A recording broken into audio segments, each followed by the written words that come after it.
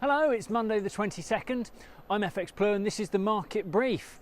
Now, do you remember how the Brits ruled the waves post-World War II?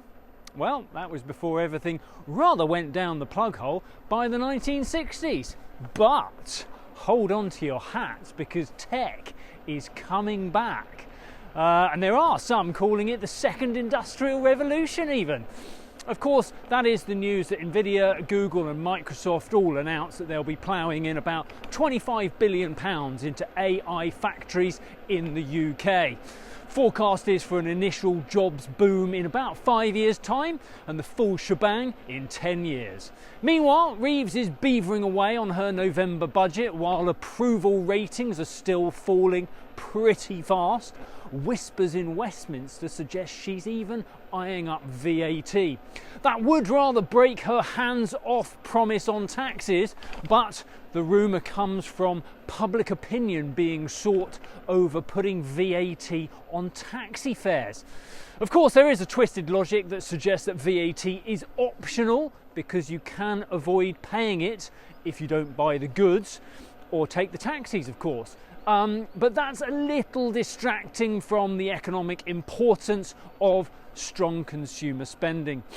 The MPC voted for no change last week and Chief Economist Hugh Pill is due on today. His speech may spill the beans over their discussions before the minutes are released in due course, so it might be worth tuning in.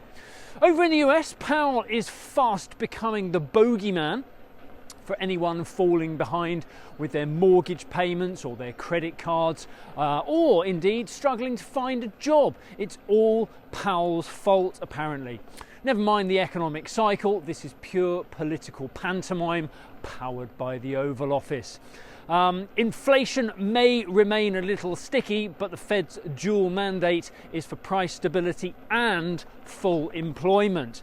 But as Trump's new mole, Stephen Miran, pointed out, there is also a third mandate from the Federal Reserve Act from back in the 1970s, and that is for moderate long-term interest rates. You can see why that got dropped from the headlines, though. Even the Wall Street smarty pants would be a little scratching their heads, questioning what is moderate and indeed what instruments that moderation should apply to.